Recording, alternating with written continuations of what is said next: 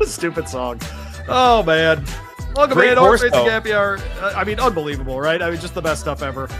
Terrible music, fantastic podcast. That's what we tell you. It's the Horse Racing Happy Hour. Lou Yerbo, Josh Rodriguez hanging out with you on a Thursday edition of the program. 4-Star Dave weekend. That's what I call it at Saratoga.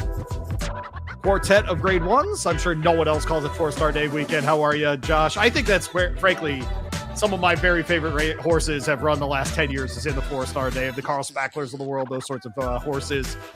Nothing wrong with the group we got this year. How are you, buddy? I'm doing well. Yeah. So 4-Star Dave traditionally used to run on the same weekend as Arlington Million. Right. So that was always a tough watch for me because I was usually on track when Arlington was still open. And I remember me and my buddy Tommy were at Arlington, and it was the Mark Cassie mare that won the race. Alexandra? No, that won the 4-Star Dave. Why am I blanking? Tyler Road, right? Yeah, I'll remember the name of the horse. I have such a bad memory for horse names, but we were both like, we want to bet this horse. We're gonna bet Got this Stormy? Horse. Yes, Got Stormy. Got Stormy. And we were just having the ball, drinking beers, and we completely missed post time for the race to look and watch Got Stormy won, and we were just like, what the heck are we doing, man? Like, I thought I said Tyler, it was Ricardo. Ricardo had those points. Yeah, no, that's exactly right. But yeah, there you go. A little 4-Star Dave talk for you there. He's Josh Rodriguez. I'm Lou Yerbo. Horse Racing Happy Hour hanging out with you. This is going to be an abbreviated edition of the show. We're going to talk about the 4 grade ones. Believe it or not, I have to go and do blood horse stuff after this, as though Josh, like Triple Crown stuff's happening or something. So there you go. I'll go be doing that. I'll go jump in and do that later on. But man, Saratoga is a place that you do a ton of work on, of course, your personal podcast there on the Wrong Lead podcast. What have you noticed this meet? For sure, Todd had to grow the goatee to get off the schneid, and that obviously worked. But otherwise, what have you noticed? Yeah, I don't know. You didn't laugh at all. That's a great joke for me. Goatee Todd is undefeated, dude. He just flips it around. I'm proud of him. Is that kind of like how Steve's power is all in his hair? Yes, 100%. Yeah. Safi, all that. Yeah. It's weird because I think the last couple of years, I feel like I haven't been able to get a handle on the Saratoga meet as well because of just the length of it now. Right now, we're starting 4th of July weekend, and we're going through, and we're having, we're not racing on certain days for the first couple of weeks. And, I was talking to the guys last week, and I was like, last week finally felt like Saratoga was here. And we're like, it's the last week of July. Right. It's just crazy because you would look at some of these weekends and you're like, hey, there's like one really good stakes race. And everyone's memory of Saratoga is, hey, every weekend is just a banger weekend. You're getting all these great days. And it really feels like this is the first can't miss day at Saratoga. And we're in August right now. So it just feels like the calendar has kind of, the way the calendar is shifted, it just makes things kind of feel, I think, a little bit different. But I'll tell you what, man, Jose Ortiz is just riding as good as about anybody else is out there. And we talked about this on another podcast. That move to Kentucky, staying in that Kentucky circuit, I think has just done wonders for him. And obviously he had that injury a couple of years ago, and I talked about that. I thought it took him maybe a little bit longer to get off of that and get comfortable again from that. Maybe a full year versus he came back after a couple months. But yeah, man, he's just on fire. I mean, he's just the guy over there. Obviously, Flavian Pratt always winning stuff. And honestly, I think when you're looking at like I said, some of the bigger name jockeys, like a Luis Saez, is kind of off to a very, very slow start here. And I think guys like Manny Franco are kind of picking some of it up. Manny Franco always kind of seemed to be hovering at that 8 to 10% range. Now he's at 16%. Wow. It's so a lot of things changing. You're getting a lot of I think different trainers coming in here winning races. Guys like Will Walden, who obviously great trainer, but you see him, he's already got a couple wins on the meet. It's just been weird. It's been different. But what was the first 20 races had 20 different trainers win them? Was that the number? I think so. Yeah, it was it crazy. got maybe to 30 even. I mean, like an absurd number, frankly, just a statistical anomaly for sure. But I mean, sort of spoke to, the early part of the meet being, I don't want to call it random, but kind of random. It kind of was in that case. And so, yeah, no, it's been a fun one for sure. But he's Josh Rodriguez, Louis Rabeau, hanging out with you on the Horse Racing Happy Hour Saturday preview of the quartet of grade ones there at Saratoga. We'll start with the test. It's a 3-year-old sprint on the filly side of things. We're going 7 furlongs. That is essentially, if you don't use the chute, that's what you get there at Saratoga. It's presented by Ticketmaster, $500,000 on the line here. And Josh, this is an interesting one because we get a rematch of a rematch in Explora and On Time Girl. Of course, On Time Girl, the winner of the 8 bells. And Explora returned the tables just a month later in the Leslie's Lady. That is a listed stakes, but they run that for $225 or $225,000, excuse me. 8 bells was on Oaks Day. And so we got that matchup finally in this one. Interesting to see Explora drop back to this kind of distance. But boy, when Bob Baffert figures out that a horse can sprint, get out of the way. I know you landed on her here. Why do you like Explora? Yeah, I do think that the distance, I think, helps here. I mean, you look at the beginning of the year, right? That January 10th race. You saw a real nice figure, real nice race. They're winning by 5 1/4 lengths, right? And obviously, naturally, like, hey, we're going to stretch this horse out. And you saw a little bit of progression, right? You saw a little bit, but absolutely, you didn't see the Bob Baffert, hey, this horse is an absolute monster kind of thing, right? But now they cut the horse back last race, and it looked to be like, she kind of showed her stuff there again, right? Winning by a length and a quarter there. So I do think that this is kind of your 7 furlong, 1 turn mile type horse here. So I do think that the distance kind of hits her straight in between the eyes here. And I think she's going to be a worthy favorite here.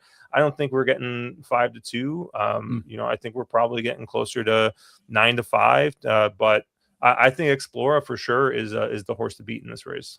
I agree with you. I think she is the horse to beat. I'll put the 6 on the second spot here in On Time Girl. If you are a watcher of the Blood Horse Monday podcast, that was the horse that Brad told me to go ahead and just worry about radio. He'll train the horses, because I suggested she go in the Bad Day Mile instead of in the 8 bells, and then she won the 8 bells, so I should probably shut up. 7, 6, and 5 for me here. In this one, Goodall's my third horse here, and I find this one to be interesting, and I know she made your handicapping as well for Steve Asmussen, who I think of as, you talk about Ben Curtis, the turf god. I think of him as the sprint god. This is what Steve Asmussen does. Either 6 furlongs, 7 furlongs. Give me Stevie A all day. And John Velasquez is going to get the mount here because Flavien Prat's jumping back aboard Explora. I actually wonder if there isn't a world in which that's a good change for her, right? Just try it out. She was the winner of the Jersey Girl a couple of months ago, early June at Saratoga. Second in the victory, lied last time to Sip Pretty, who's going to be in this field as well. But I look for her to turn it back. Yalpona is the sire here. He was very good at Saratoga as well. And so, man, 5 runs in the money in the top 2 spots, I should say, out of 6 runs in her life, 3 wins in those groups. And frankly, all of those last couple of races have been without Lasix, so she's been in this kind of group before.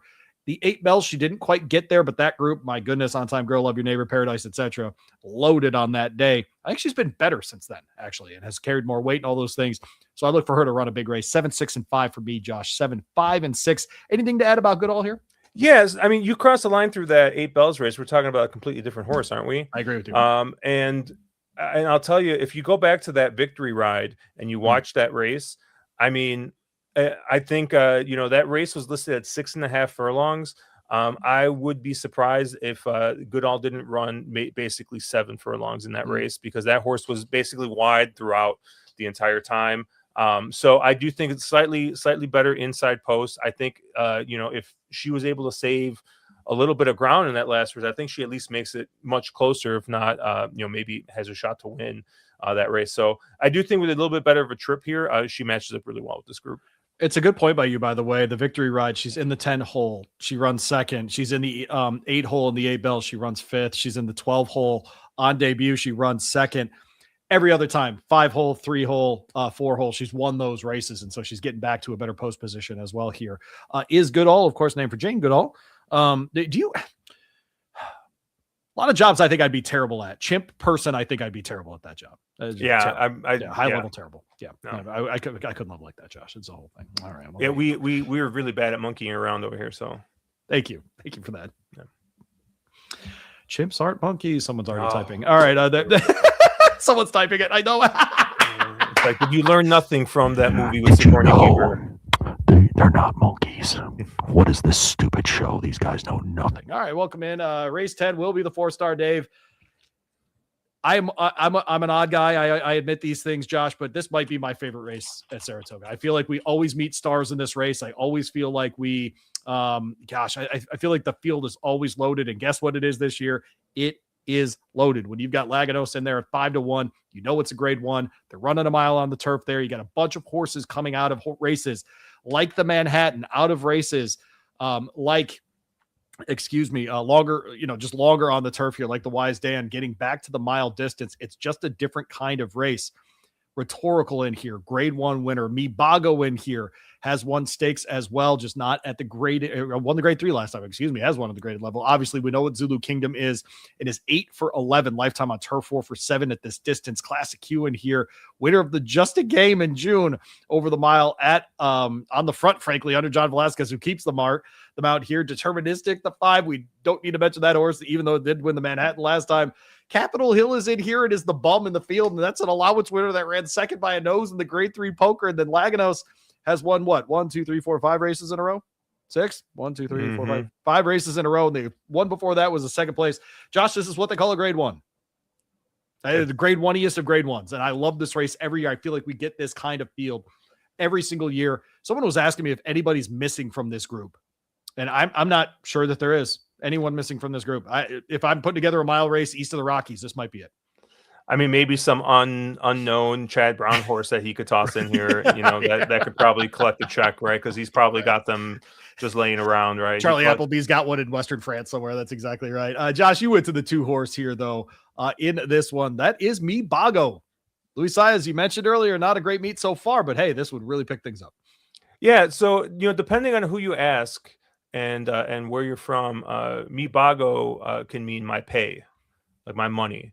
I love betting a speed horse on the inner turf here. And obviously Mibago, it looks to be the speediest of speeds in this race. Obviously the one Rhetorical has shown some speed, but that speed's not been mile speed. That speed's been mile and 3/16 speed, mile and 1/8 speed. So, Mibago won the Kelso on this track going this trip last time out. I have a buddy of mine, Mike, he loves to say Cassie on the inner turf. And we got Mark Cassie on the inner turf. We talked about, my friend Tommy and I with our 4-star Dave story, not betting the Cassie horse whose name I've already forgotten in our 10 minutes here. Like I said, I'm terrible. I'm like, I remember, I think the horse was a 6 horse in that race when it won, but oh man. Yeah. God Stormy, you're thinking of God Stormy. Thank you. The God Stormy besmirchment that's happening on this show for no reason is ridiculous. I know, what a great horse too. I mean, she was great. Yeah, she was great. Yeah. Mibago, I think going to go on the front end and just try and steal it. You get Luis Saez aboard, who we talked a little bit, kind of a cold start to the meet, but I mean, I don't know if there's anybody better on the front end than Luis Saez. So I love the Mibago at 12-1 here. We'll see what price we get. I kind of feel like that price is a little bit of a pipe dream, especially coming off the Kelso win. Okay. But I think anything like at 6-1 or greater, I think is definitely a win bet for me. So by the way, the Kelso was a grade 3 run at a mile in July at Saratoga. The race finished in an unbelievably fast 134 flat. The Just a Game was run at the beginning of June in the Belmont Stakes Festival. It was run in 132 4. That race, Josh, was won by the 4 horse in here, Classic Q. And I feel like this is the underrated grade 1 winner in this field, which is a ridiculous thing to say out loud. But I get Johnny V, and all this horse has done since Johnny V took the mount from Jose Ortiz is get the lead in these races and either get run down by Lush Lips, who ain't in this field, or win. And including portfolio duration. Suggested was in the last race there in Just a Game. This is, I think, at 8-1, just an absolute gift. And hey, by the way, who'd you say is good on the inner turf?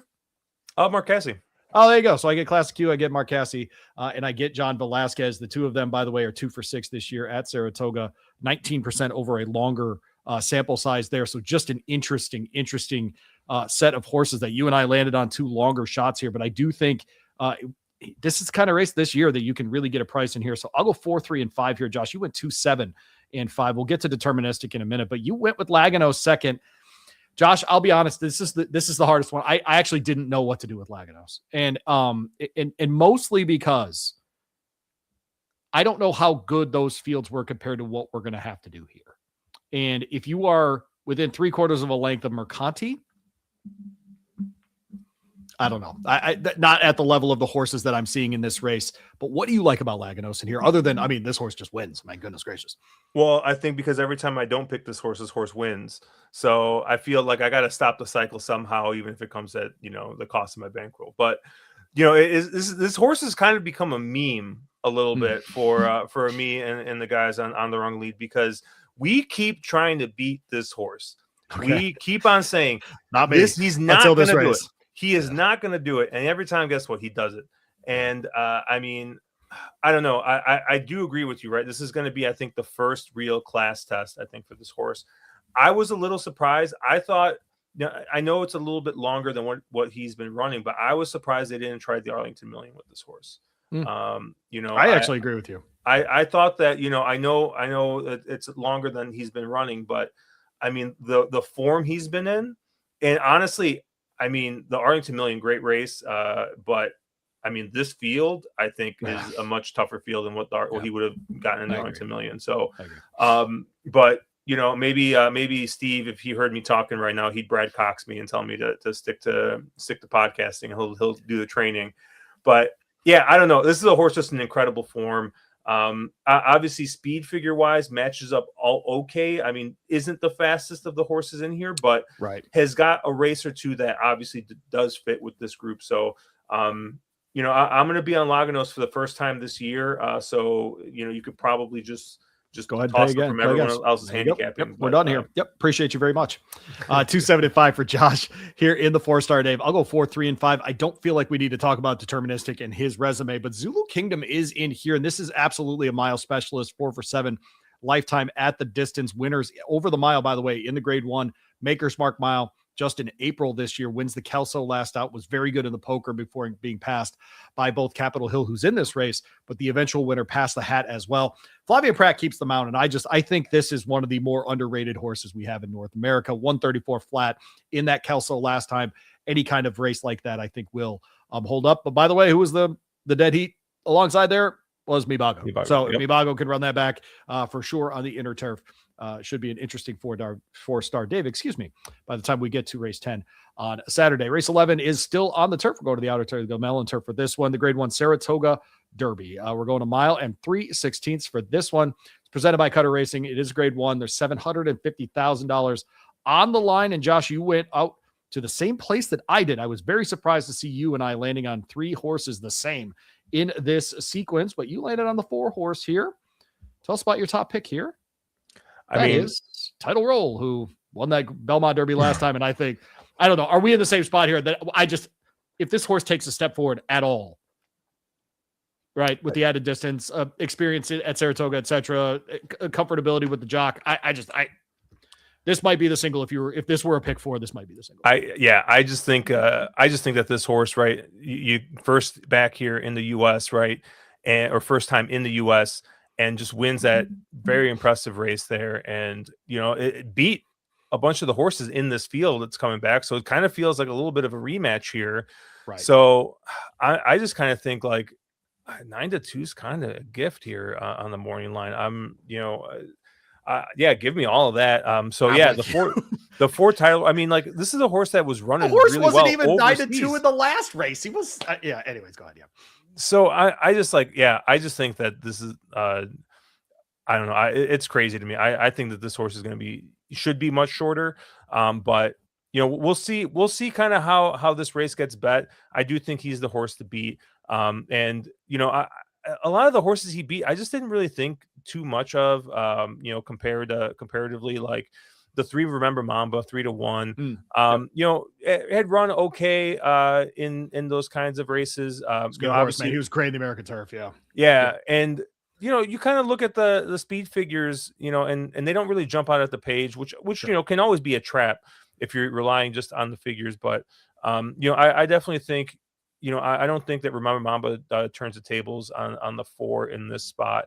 And I just think, last time was a great race. And now you're telling me, hey, this horse has stayed here. And it's the second time up for this horse that's been training at Saratoga, and Johnny V staying aboard.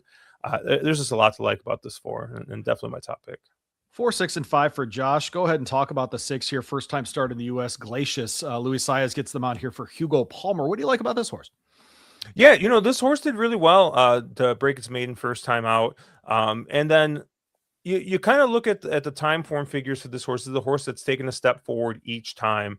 And we always talk when we're handicapping any of the international horses coming over, the guys and I, when we look at the time form US figures, we always think that they're always just a little bit slower than from overseas than they are here. And I'm sure there's some calculation or something. I know the team at Timeform tries to do their best to kind of make them the similar, uniform but across. Yeah, right. Yep. Yeah, but I do think that 106 and 107 that you saw at Ascot and Sandown, probably closer to like a 108 and a 109. And you give this horse a couple of points, and he's basically been running the same races that these other horses have. You're getting 6-1. You're getting Luis Saez. I think you're getting way more than that. I think you're going to get 10-1 on that horse. Yeah. So I just think that the 6 Glacius, first time in the U.S., I think might be a little bit sneaky just because, maybe not as well-known connections, right? It's not an Appleby horse shipping over, right? Sure. So I do think that the 6 has definitely got races that fit. And, I think it's going to be a nice little price here. 4, 6, and 5 for Josh and the 4-star Dave. I'll go 4, 10, 3, and 5. That's not the 4-star Dave. It's the Saratoga Derby. But West End Kid will break from the 10 here, Josh. And if this race were shorter, I'd be worried about it. But the horse will have a long, long time before the first turn to get into position. And this is one that likes to sit right in the pocket. Do only have to pass 1 or 2 horses by the time it gets to the end of the race. Interesting move here to go to Flavien Prat from Tyler Gaffalione, who has been aboard this horse throughout his career, and frankly has done a good job with this horse, which is why it's so interesting to me. Title Roll knows this one out last time. He did finish ahead of Remember Mamba in that Belmont Derby. I think he can run that back. It follows his Pennine Ridge. It follows his optional claimer before that, right across the street here at Churchill Downs. His maiden breaker at Keeneland as well. All of those runs have been very, very similar. The horse has done the same thing over and over. And if he can get that kind of trip here, I think he'll be very live as well. I do have Remember Mamba as my third horse here. And you both, you have Pacific Avenue, who ran 7th, but only by a length and a half last time. And I read Ortiz rides for Charlie Appleby. I looked this up, Josh. I can't find another example. So I think this is the first time that IRAD's ever gotten to ride an Appleby. How about that? Yeah, I do think the interesting thing about the 5 is the 5 was off pretty slow last time out in the Pacific Avenue and didn't really get a ton of pace to run into. So this is kind of like, hey, I'm looking at this race. What's the 10 going to do from the outside post, right? Is Flavien going to kind of have to send this horse, get a little bit more pace into the race, not let the 4 just kind of lope around on the front end. We call it the Naira Special, where the carousel. Yeah. Right. Yeah. That you see the 52 to the half, and you're like, what in the world is going on here? And your horse is like 10 lengths off and you're just sweating bullets the entire time. Yeah, I do think if this race does fall apart a little bit, I do think the 5 Pacific Avenue obviously fits here. Horse that ran, once again, another horse that ran well overseas, especially as a 2-year-old. Hasn't gotten it done as a 3-year-old yet, but I mean has finished second to horses like Title Roll, who's in here. And of the horses from that Belmont Derby, the only 2 horses I really want out of there are the 5 Pacific Avenue and the 4 Title Roll. 4, 6, and 5 for Josh. 4, 10, 3 for me there in the Saratoga Derby, race 11 Saturday at Saratoga. Last race we're talking about here is the Grade 1 Whitney. Big boy race here. Grade 1, $1 million on the line. We're going a mile and an eighth. That is 1 trip around the surface there at Saratoga. Magnitude in here. Nitrogen trying to beat the boys here. Grade 1 winner and Aquarian Forge Steel in here out of a win in the Grade 2 Gold Cup at Santa Anita this year. White Abario needs no introduction to this crowd. And of course, the horse that we're wondering if he'll do anything this year, Sovereignty, will be back here. Super, super interesting long shot at Tistastic. And the other 3-year-old Grade 1 winner from last year that's still in training is by Asa. He'll be breaking from the outside here. You and I both landed on Magnitude. Why'd you land on him? Yeah, I mean, I thought last year was going to be a huge year for Magnitude. I obviously I love that horse. Kind of coming in, and obviously things kind of went wrong, or not wrong, but got injured, and came right back and kind of backed it up with that nice win in the Clark by the end of the year, and I mean just hasn't missed a step this year. No, right? And you had a question in the Stephen Foster with the horse shipping back over from Adan. We a lot of times the slob, all kinds of stuff. Yeah, and he just answered everything.